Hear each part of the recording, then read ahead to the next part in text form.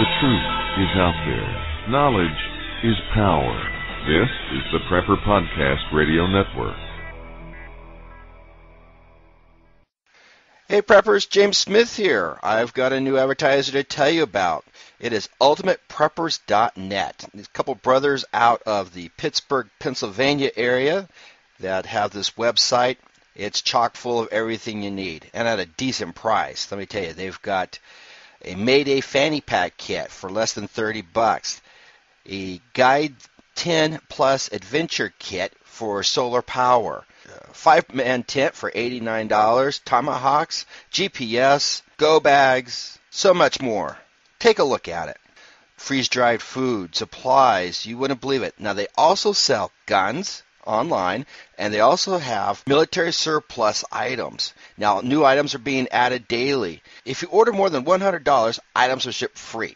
Now, they also do take PayPal, so take a look at it. It's ultimatepreppers.net. That's ultimatepreppers, that's plural, .net. Feeling like there are too many pressures and demands on you? Losing sleep worrying about tests and schoolwork? Eating on the run because your schedule is just too busy? You may be under too much stress, and it may be affecting your mind. Get your mental edge back with Nootropic Mind Power from mindregard.com. Nootropic Mind Power is not a drug, but a natural supplement. Its 12 powerful ingredients are natural and non-GMO, plus it's gluten-free, wheat-free, and formulated by Americans for Americans by an NSF-certified laboratory. Nootropic Mind Power is available at mindregard.com, spelled mindregard.com, and comes with a 100% money-back guarantee. Free your mind with Nootropic Mind Power Cognitive Supplement from mindregard.com. Mindregard. Clearly see tomorrow and yesterday. Today. Are you storing food? Many preppers are storing food for months and years, but only have enough fuel stored for days or weeks.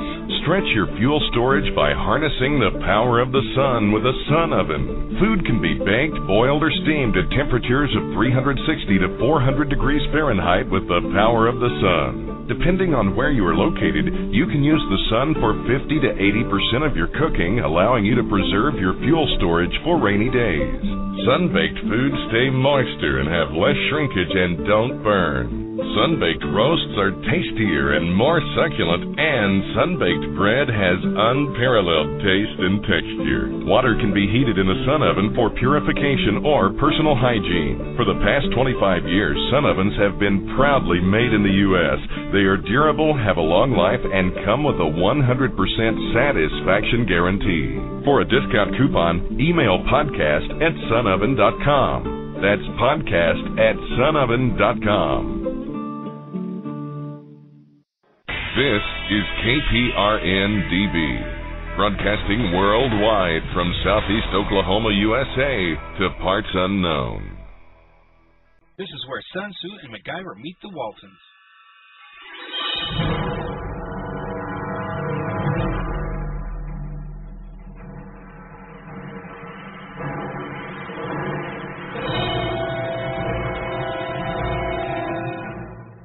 I know you can do it. I know you can prep for yourself and for your family.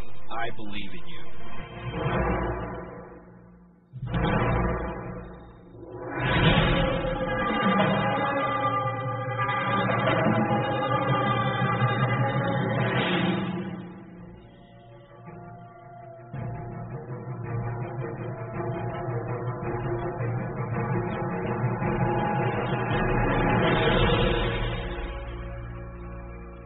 Crisis strikes, you need to reach down and check to see if you got the big boy or big girl underwear on, because you know what, you're going to have to be an adult and you're going to have to step up the plate because you've got people depending on you.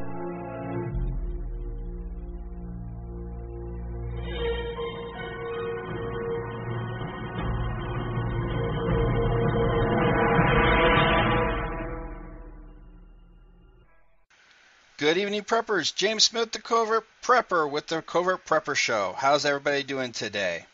Well, we've made it through yet another week, and it's time for another podcast. So, all information provided is for entertainment purposes or for post-apocalyptic uses. Today, it's going to be for post-apocalyptic uses. Don't worry, there's nothing illegal so far about it. I'm a former U.S. Navy enlisted sailor and prison corrections officer for medium and minimum security inmates. I was a covert disability insurance fraud investigator for several years, and I currently work for a company that provides support to the disabled. And where I work at, we have three kinds of people. We have the people that do nothing. We have people that complain about those people doing nothing, and they do get some work done. And there's those, like me, that don't complain about either, and just get my job done. Drives you up the wall. This is where Sun Tzu and MacGyver meet the Waltons, and believe it or not, you can hide things, and it's not that difficult. My Twitter name is @CovertPrepper. The blog is thecovertprepper.com, and I just did a blog post, so take a look at it. You can reach me at james@thecovertprepper.com, and my YouTube channel is The Covert Prepper. Now, let's talk about reaching me at email. Now, last week's show was about the Sonoran Desert Institute on the gunsmithing. Now, I got an email from Nathan, and,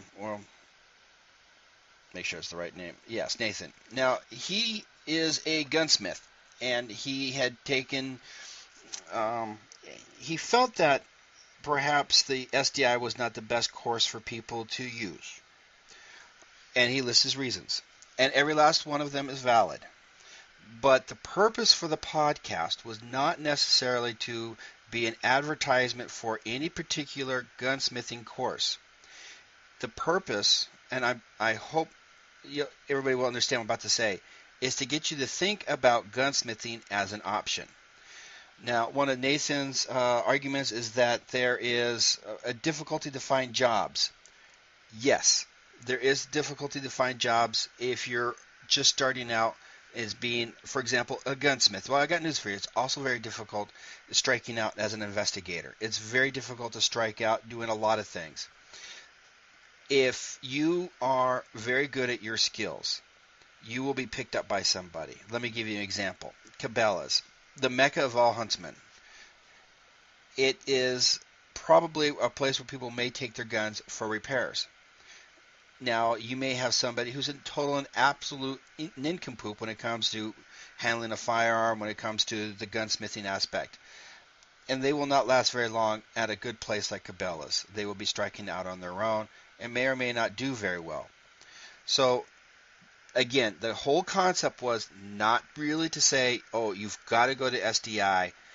But let me tell you, if you really want the best place to learn how to do gunsmithing and you're young, I would strongly suggest the U.S. military, in particular the U.S. Navy, and become a gunner's mate. Barring that, I would strongly suggest that you look around in your area to find a gunsmithing course, and then you find another one, and you compare.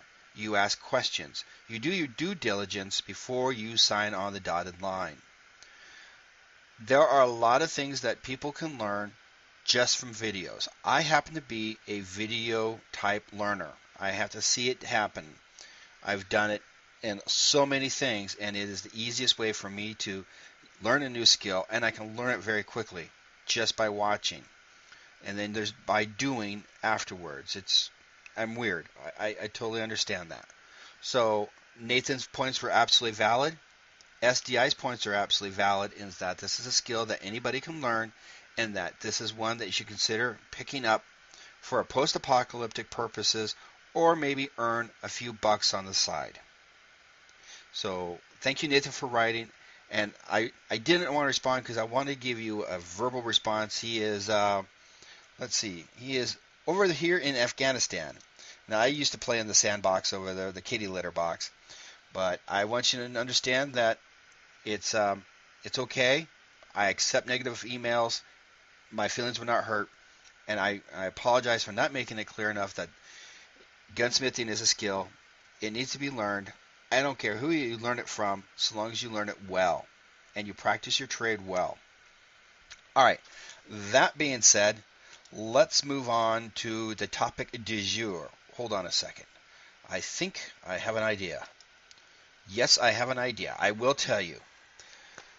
John Melandrid, who was one of the founders of the Prepper Podcast Radio Network, and I have been sitting down discussing the news. And the problem with the news is that, A, it's either kill the government, or it's kill the populace, or it's when the Great Ascension takes place, we will all have changed hearts and minds. Yeah, okay. So we got crappy news out there. So we're thinking about restarting the Prepper Podcast news. What does that mean for you? Well, it's not going to be podcast. It will be podcast, but audio, but it will be video. This is what the goals are. A professional looking set, a professional scripting, as much as I can get, trust me. And we're looking at airing out of the Seattle area to start, and then Raleigh, North Carolina, and probably within 2 or 3 months it'll be national. It's kind of like the infomercial time, 4 o'clock in the morning. So you may see us on a channel sometime. So we're going to do it. Now, you're going to see my ugly face, but you're really not going to see my ugly face or my voice, because I've been altering my voice digitally. What you hear is not really my voice. I change it so that they will not match anything when I do the podcasts. And the same will be done with the video. It does not. You will see my face, but you will not see my face. I've done 4 years of theatrical makeup. I know exactly what I'm doing to not look like me. Oh, there may be some similarities, but there will not be a match. I'm smart enough to know how to bypass facial recognition and auricular fingerprinting. And if you don't know what auricular fingerprinting is, basically it's your ear, where your ear looks, and they can make fingerprints out of that, and they can do facial recognition that way. You could say it's ear recognition. But anyways, I digress. So let's get on to the topic du jour, and that is, believe it or not, survival gardening. Now, we've talked about gardening endlessly on this show, on how to hide your crops after you harvest them, how to do guerrilla gardening. Well, Survivor Jane over at Prepper Talk, or hashtag Prepper Talk, suggested I talk to Rick Austin, and he's also known as at Survival Garden. Let me double check that. Yes, at Survivor Garden. Now, imagine a food garden that you only have to plant once in your lifetime, that takes up very little space, that will provide food for you and your family for the next 30 years, that you can grow 5 times more food per square foot than regular commercial gardening, and where you never have to weed, never have to use fertilizer, and you never have to worry about pesticide ever again. And the whole garden is disguised to look like overgrown underbrush so that anyone passing by would not even dream that you had food growing there. Interested? Now, this is what Rick Austin's going to talk about with us today. It's the essential prepper food source that can provide you with the fruit, vegetables, nuts, and berries that you and your family can consume in a year. So we're going to learn how Rick took a half-acre southern slope in northern Carolina and turned it in from red clay into a food forest in 1 year. Now, Rick has been a longtime survival expert and has been using sustainable living and home building practices for 30 years. He's a permaculture gardener, solar and off-grid living expert, and has been a guest speaker to architectural, agricultural, sustainable building, and survival preparedness conferences. His presentations contain real-life examples, photos, and anecdotes. Rick is both informative and entertaining. Okay, now that was the information he gave me, but let me just simply say, I did the interview with Rick just a few days ago. It's very informative. Now, he's got a book and he's got a Kindle. I strongly suggest to get the book. Okay? It is a little bit spendy, more than my book, but that's perfectly fine. Save your pennies, get it, borrow it. Try to get it in your library. Think about that for a minute, because they will be more than happy to get books that people request. All right, so without further ado, here is my interview with Rick Austin. Rick, what do you know about all this? Well, I used to be a traditional apple farmer, and like every other apple farmer, I had rows and rows and rows of apple trees with grass planted in between. And I spent a fortune on pesticide. Every 10 days and after every rain, and a fortune on fertilizer. And just like every other apple farmer, I still had scabby, wormy apples. And little did I know that the grass that I had planted between those apple trees sucked up the same nutrients that the apple trees needed. So, I studied nature and experimented, and I did research and found a much better way, the way that nature does things. And aside from that, I've also been a survivalist and a prepper, quote unquote, long before they coined the terms. I lived in New Hampshire for years, and where at any moment in the wintertime you can lose power through an ice storm or a snowstorm or blizzard, and you end up not having power for a week at a time, and you learn how to cook with wood, heat with wood, and store your food out in the snow. And on the flip side of that, I spent the latter part of my life in Florida in the lightning and hurricane capital of the world, and learned how to live without power down there, and how to manage and survive for a week at a time because of bad storms. So, I've kind of been doing the prepper thing and been doing the gardening thing for a long time, and I've just kind of combined all of that stuff. Well, basically, you went from near the shark to inside the shark when you moved, because hurricanes have to be worse than blizzards.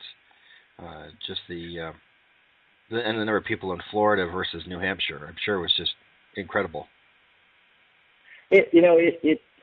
People have asked me which I disliked the most, and I tell you, you can always put on another layer of clothing and throw another log on the fire, but you can't escape 90 plus degrees and 90% humidity, and everything in your refrigerator going bad. So it's a lot more uncomfortable with being in Florida without air conditioning than it is being in New Hampshire without heat.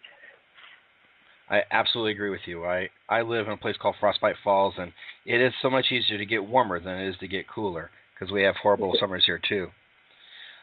So why is the secret garden important for survival? Well, let's say you survive the end of the world as we know it, and let's say you survive for a year. What are you and your livestock going to eat when those food stores run out? And how do you replenish a year's food storage and then feed yourself each and every year after that? And probably even most important, how do you keep others from stealing it?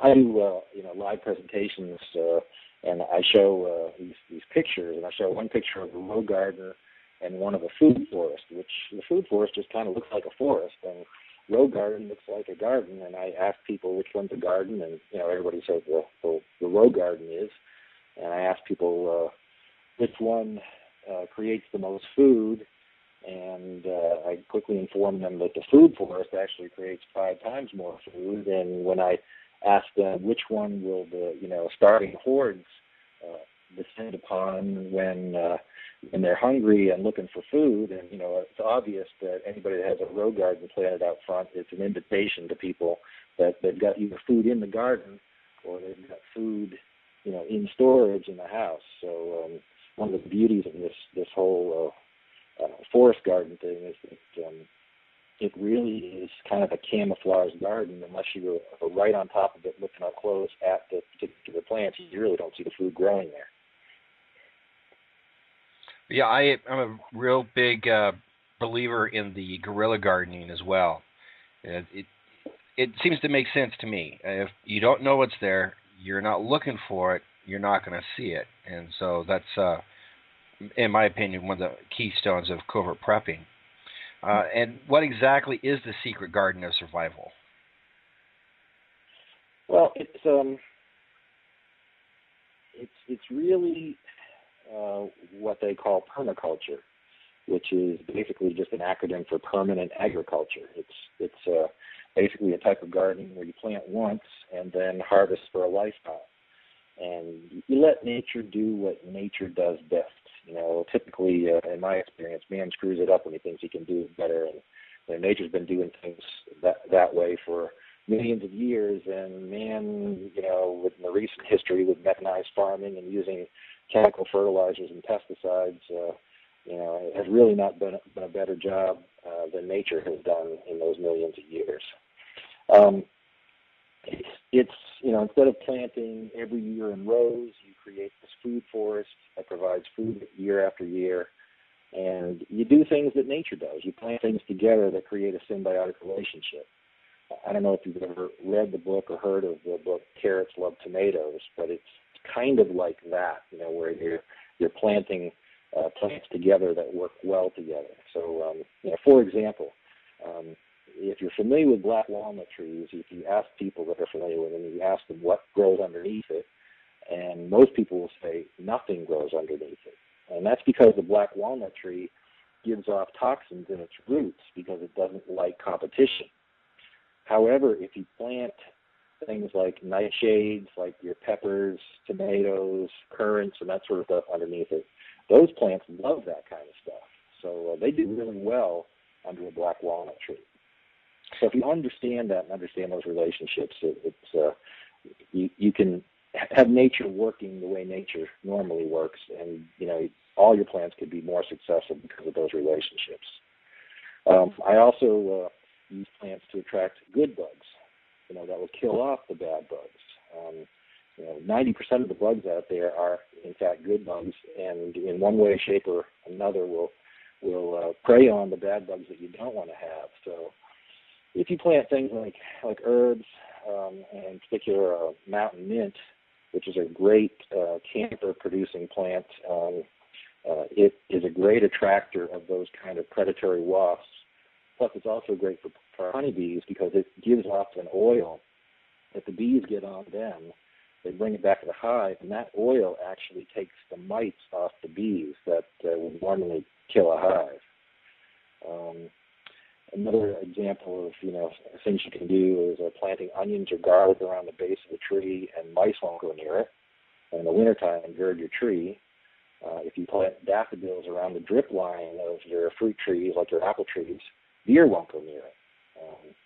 So it's using kind of nature to get rid of your pests, and you don't need to use pesticide and that sort of stuff.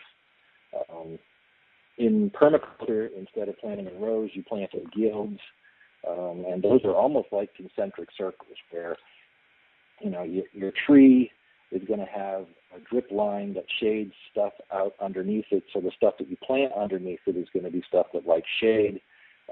Outside of that drip line of your tree, plant your shrubs, like your berry bushes, like your blueberries, your blackberries, and that kind of thing. Outside of those blackberries, you plant kind of in a circle around that your herbs, your herb layers. So those are things like your medicinal herbs and your cooking herbs. And outside of that, you've got your ground covers. So that can be anything from, clover, which actually helps put nitrogen back in the soil for all your other plants, to strawberries, which is basically an edible ground cover. You're really planting in 3 dimensions that way. So you can literally grow 5 times more food per square foot than in a traditional row or commercial garden. And, plus it's camouflaged. You're using those 3 dimensions. And guess what? Vines grow on trees, for example. And they do much better on trees than they do on trellises. And in nature, the vines like grapes will grow up trees, and we have sort of experimented here, and we've grown grapes on trellises, and just a few feet away, we've grown them right next to apple trees, and they climb all over and around the apple tree. And the grapes that are on those apple trees literally produce 5 to 7 times more fruit than they do on trellises. Are tomatoes also good for that? Because I know there's a lot of vines on tomatoes. Tomatoes, and there's other vining plants. In fact, tomatoes would be good ones to grow, up and around your black walnut trees, for example, because they do like the toxins that are given off in the black walnuts. But tomatoes are annuals, and they basically are different than your perennials. Most of your permaculture stuff is based on perennial plants that you plant once, and then they literally grow for years and years and years. And they're different in that your perennials have the opportunity to, because they're in the same place for years, they can grow roots further out. They grow them deeper. They can reach water and nutrients that your typical vegetables and annual plants can't reach. Because an annual, like a tomato or any of your sort of typical grocery store vegetables, they've got to, in 3 months, go from a seed to a seedling to flowering to producing fruit, and then, creating basically a way for them to continue the species in the course of about 3 months, a growing season, as opposed to your fruit trees or your berry bushes or that sort of thing, which can spend a lot of time and energy establishing themselves first and then producing fruit, which is why you see, fruit trees like apple trees don't produce for several years. Right. Well, once you keep on going with what you were talking about earlier about plants growing on trellises, vines growing on trellis. Well, like I said, vines grow on trees in nature, not in trellises. There are no trellises in nature. So, vines like passion fruit or grapes or kiwi all grow up trees in nature. And like I said, they do much better on trees than on trellises. And I don't really know if it's just that kind of symbiotic relationship, or they just get the appropriate amount of shade, or the right kind of bugs are attracted to the apple trees that then, prey on the things you don't want to have on your grapes. But like I said, they really do much better in our experience than they do on trellises when they have them, right next to each other. Because you don't use row planting in this secret garden survival concept, it looks wild and overgrown, and kind of like the art of camouflage, it all blends in. There's no real definable shapes.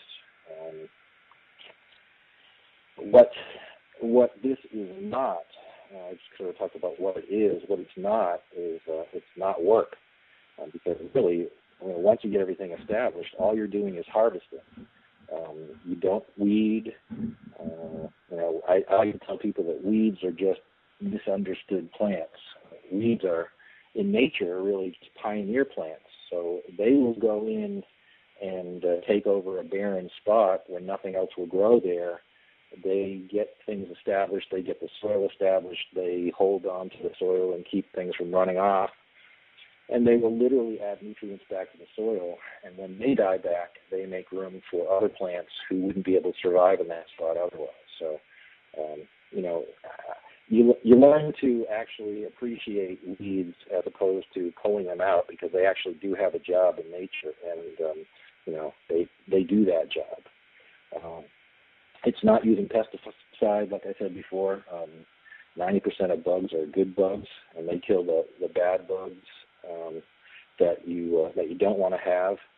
And using pesticides is really indiscriminate. It kills your good bugs too, and oftentimes faster than it kills the bad ones. So you can literally have be overrun by some of these bad bugs, because it takes longer for the good bugs to basically regenerate. It also kills the soil organisms down in the soil, and people don't really understand how important those organisms are to being able to provide nutrients for your plants. So once you kill those things off, you end up really killing your plants as well.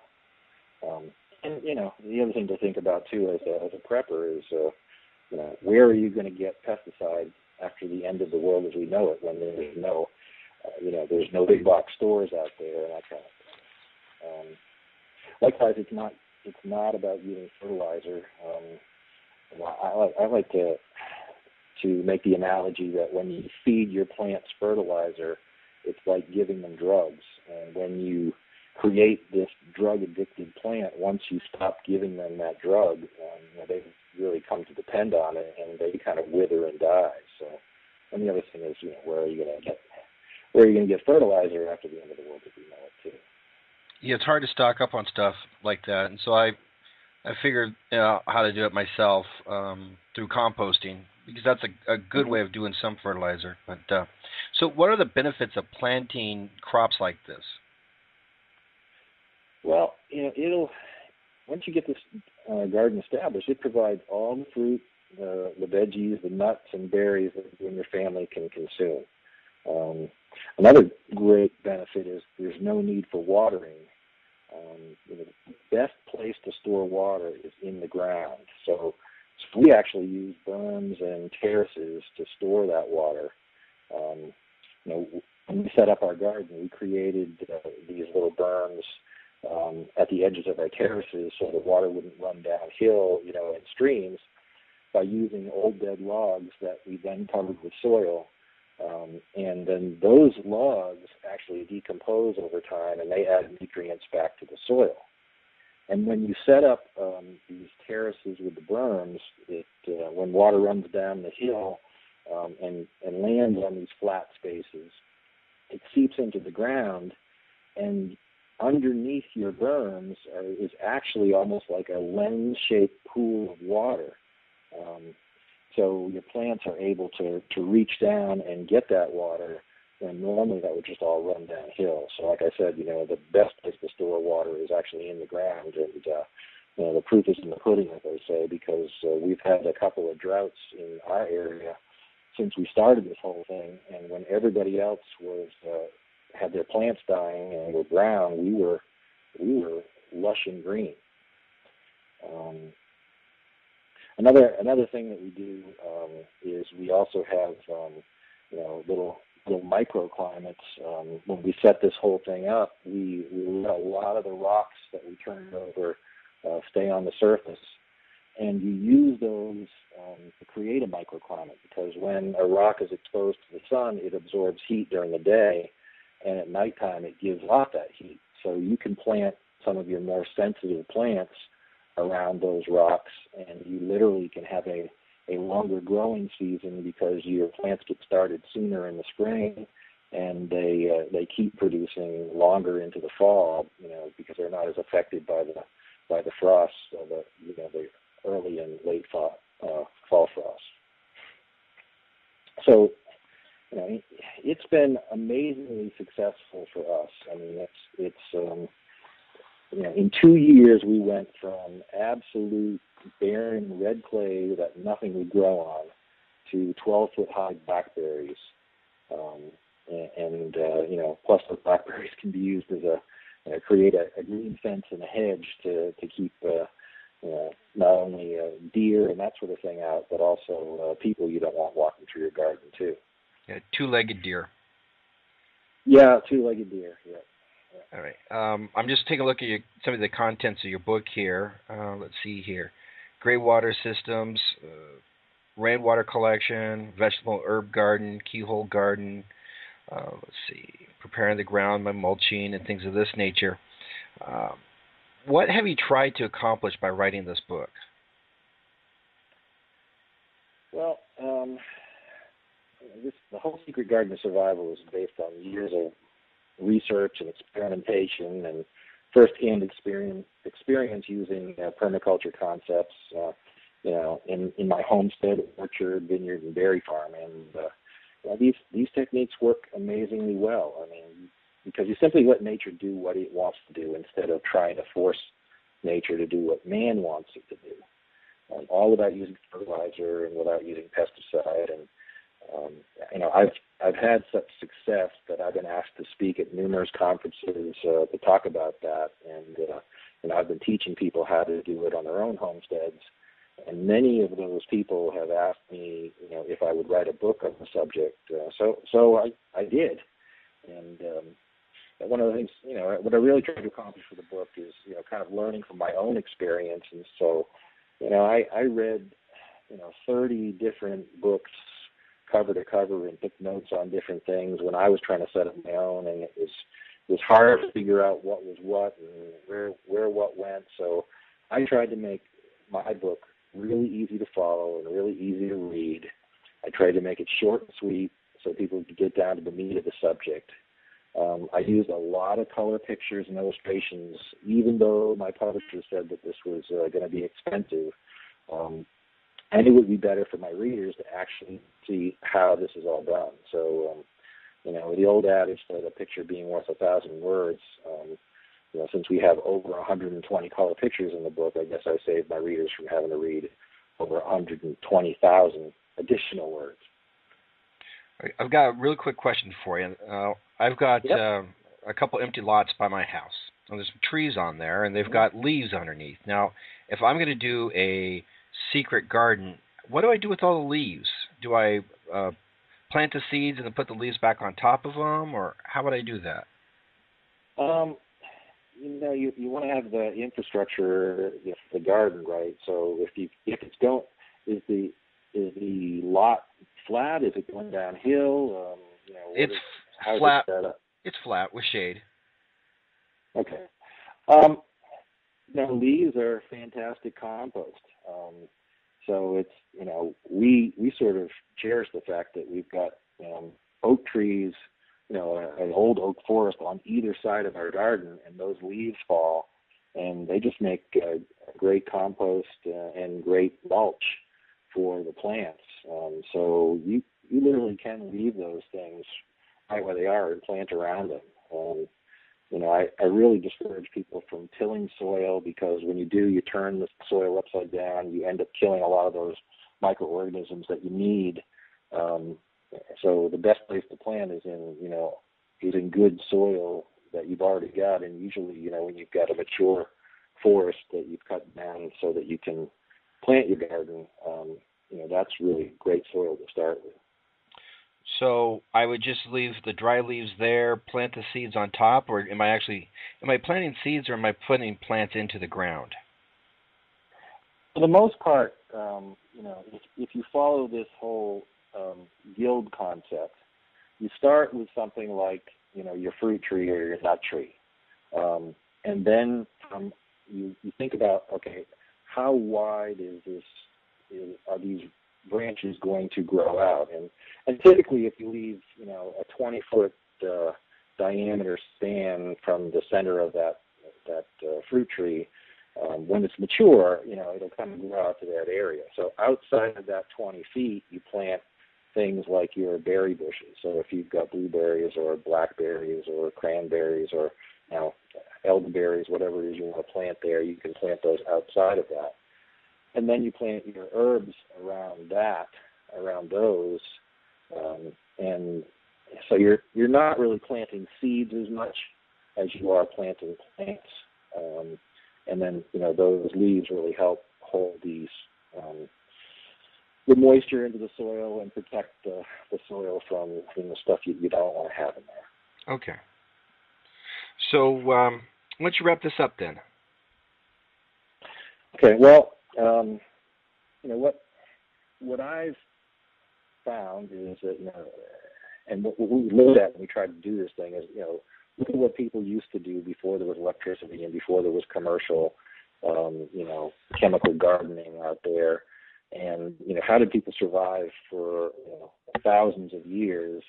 And you can also look at what native indigenous people all around the world, who basically lived off the land, had managed to survive for hundreds, if not thousands of years, basically using this same concept. So with this thought in mind, you'll understand that you can create your own Garden of Eden, which works with nature instead of against it. And, this is a garden that provides you with more and better food than you could ever imagine, with less work than any garden you've ever planted before.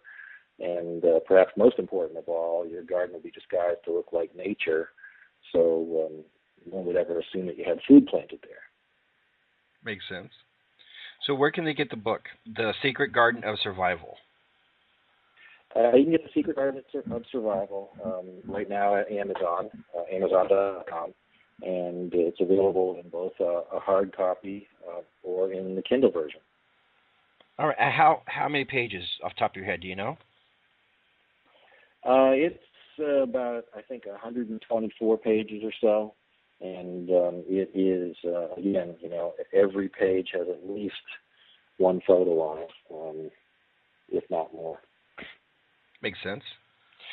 Well, I want to thank you for having the time to come on to the Covert Prepper Show, and I will I'll definitely make this available to everybody. I'll put a post on my on the blog, and the listeners can listen to it at their leisure. What's your Twitter and Facebook or anything like that? Do you have those? Yeah. The Twitter is basically just @SurvivorGarden, and you can reach me there. And we are currently working on a website which is not really finished yet, but eventually it will be secretgardenofsurvival.com. All righty. Well, thanks again for coming on, and I hope to have you back on in a few months. I've got to do some secret gardening myself later. Good. All right, so we're done with the interview, and I thank you for taking the time. I really do appreciate it. Hey, no problem, and I hope your doctor's thing goes well. So. Oh, it's basically they yell at me because I eat too much cholesterol. Oh well. Yeah, well. Eat more fruit, nuts, and berries. You'll be fine. I eat fruit every single day. So yeah, so they're just going to yell at me and continue to yell at me. Oh well.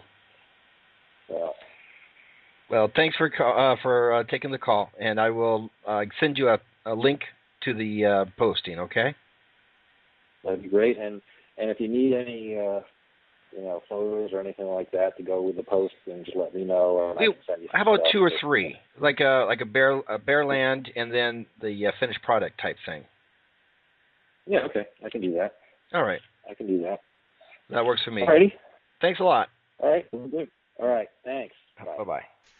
Well, that's it for tonight, ladies and gentlemen. So this is James Smith, the Covert Prepper. We're going to sign off. Now, remember, it's going to be really cold next week in a lot of places, so bundle up and make sure that you've got stuff that you need in your car in case you get stranded.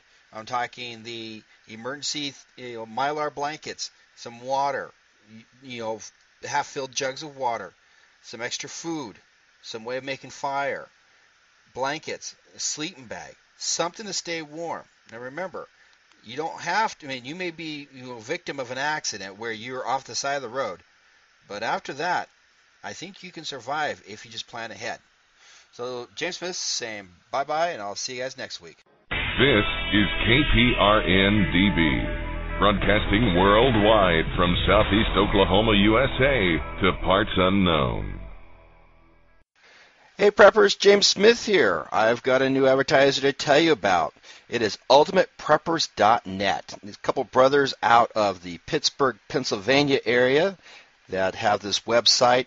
It's chock full of everything you need, and at a decent price. Let me tell you, they've got a Mayday fanny pack kit for less than $30, a Guide 10 Plus Adventure kit for solar power, 5-man tent for $89, tomahawks, GPS, go bags, so much more.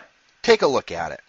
Freeze-dried food, supplies, you wouldn't believe it. Now, they also sell guns online, and they also have military surplus items. Now, new items are being added daily. If you order more than $100, items are shipped free.